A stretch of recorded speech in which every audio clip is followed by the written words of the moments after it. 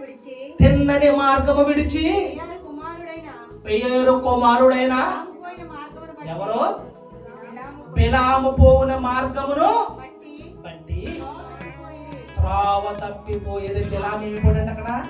త్రోవ తప్పిపోయాడు. బిలాముకి దేవుడు ఒక వరం ఇచ్చాడయ్యా. ఏంటంటే బిలాము ఎవరినైతే ఆస్వాదిస్తాడో వాళ్ళు ఆస్వాదింపబడతారో, ఎవరినైతే శపిస్తాడో వాళ్ళు శపింపబడతారు. అంటే మంచి వరాన్ని ఇస్తే ఏం చేశాడు? దుర్వినియోగం చేసుకున్నాడు. దేనికి? డబ్బుకి ఆశపడ్డాడు. ప్రియమైన దేవుని వల్ల చూసారండి, దేవుడు మర్చిపోలేదండి.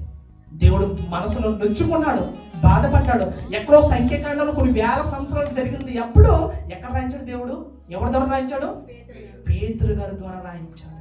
ప్రియమైన దేవుని వల్ల దేవుడు గాయపడిన సందర్భాలండి, గాయపడిన సందర్భాలు.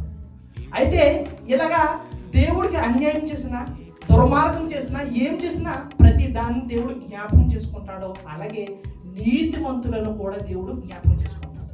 ఎవరిని? నీతిమంతులను. ప్రియమైన దేవుని వారు నీతిమంతులను కూడా దేవుడు జ్ఞాపకం చేసుకుంటాడండి. చూద్దాం ఒకసారి, మనం వెళ్దాం.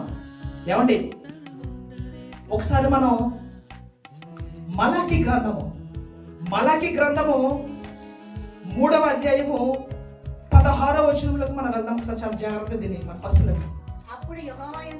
అప్పుడు యెహోవా యందు భయభక్తులు గలవారు ఒకరితో ఒకరు ఏం చేస్తారంట? మాట్లాడుచుండగా యెహోవా చెవియొగ్గి ఆలకించెను.